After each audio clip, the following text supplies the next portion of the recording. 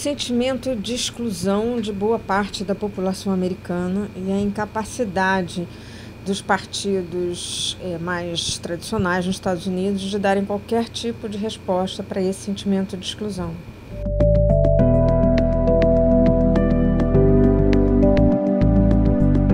Eu acredito que sim, eu acho que há um conjunto de propostas que ele levantou na campanha, dos quais provavelmente uma parte somente ele vai levar adiante, mas mesmo essa parte vai gerar resistência por parte de metade da população que não votou nele, ou mesmo talvez de pessoas que votaram nele, né? Particularmente aquelas que vão, na verdade, contraditoriamente, gerar mais exclusão.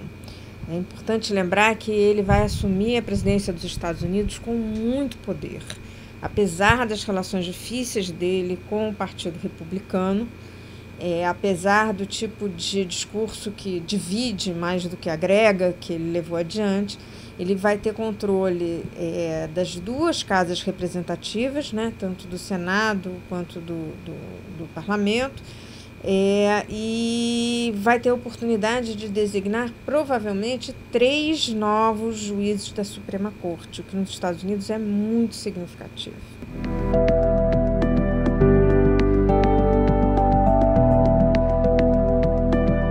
Eu acho que há uma diferença, eu acho que há uma inflexão, é uma inflexão que não é peculiar aos Estados Unidos, que está ocorrendo em diferentes partes do mundo, nem sequer só na Europa e nos Estados Unidos, que é o surgimento de um tipo de discurso político, de prática política, que salienta a divergência entre um grupo que é o nós, né, que é homogêneo, que é parecido, que faz referência a um lugar de conforto, e o outro, que é ameaçador, que é preocupante, que representa talvez até uma ameaça existencial e que, em última instância, poderia ser um grupo que deve ser afastado ou até destruído.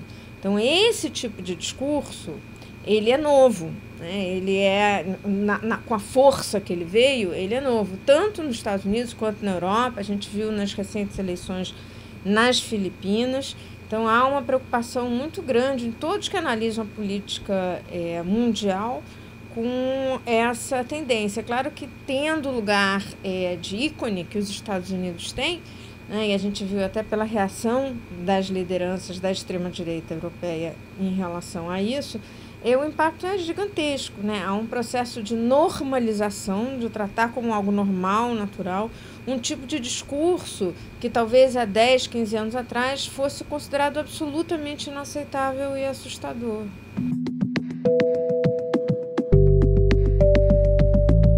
Eu acho que isso é difícil de prever. Muito embora o discurso tanto dos russos quanto do Trump vai na direção de um maior assentamento das relações, e isso não é só retórica. Eu acho que há uma base real para uma aproximação aí, no sentido de que são 2 governos com duas lideranças, vamos dizer assim, né, com um discurso autoritário, mas também com um discurso soberanista. E, nesse sentido, o discurso do Trump se aproxima mais do discurso do Putin do que o discurso da Hillary Clinton, que vai fazer referência a uma série de condicionantes da soberania. Você só pode exercer a soberania se você respeita os direitos humanos, o direito humanitário, né, uma série de regras internacionais. O Putin vem fazendo sistematicamente um discurso sobre o direito de exercício da soberania de uma forma muito mais absoluta. E essa mesma retórica a gente observou no discurso do Trump, que é um discurso que defende uma política externa mais isolacionista. Então, nesse sentido, há uma aproximação, mas isso não significa que vai haver uma melhor relação entre os dois no médio e no longo prazo, né, ou que não vai haver conflito, ou que o conflito não possa ser perigoso, né, na medida em que são lideranças que vão ter mais espaço para tomar atitudes radicais.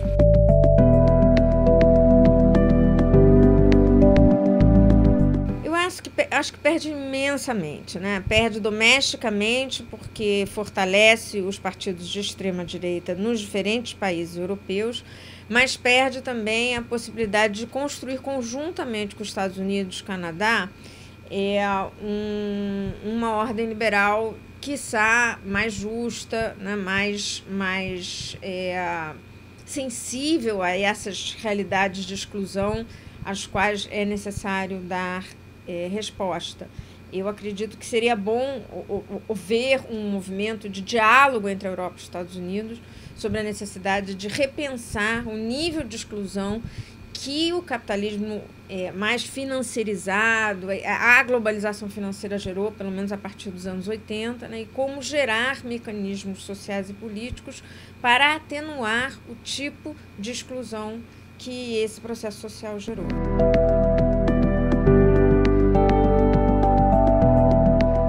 Eu acho que vai haver uma atenuação do discurso. Eu acho que existe nos Estados Unidos uma medida do império da lei que impede que ele faça coisas do tipo proibir todos os muçulmanos de entrarem nos Estados Unidos, ou expulsar largas partes da população de latinos dos Estados Unidos. Mas acredito que ele certamente não vai resolver os problemas que já existem, né, e vai piorá-los.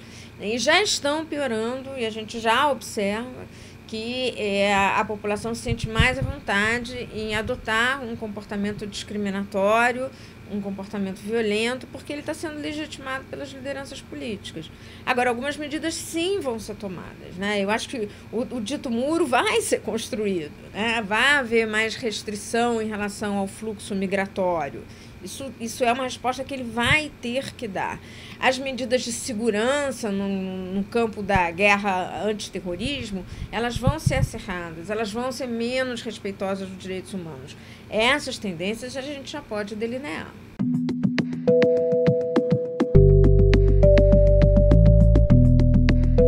Como eu já disse, a tendência é internacional, né? Ela acontece em diferentes países do mundo, porque a globalização é internacional, né? Porque os níveis de exclusão são internacionais. Porque, de fato, hoje em dia, as ideias caminham muito rapidamente, né? Elas se difundem muito rapidamente. E os efeitos políticos de um processo num país têm impacto muito rapidamente em outros países, né? A gente pode observar, que a gente vai ver, ano que vem já nos esperam, né, eleições na França, que são muito preocupantes do ponto de vista de uma ordem democrática, liberal, né, com uma candidata de extrema-direita cada vez mais fortalecida, que certamente vai chegar ao segundo turno.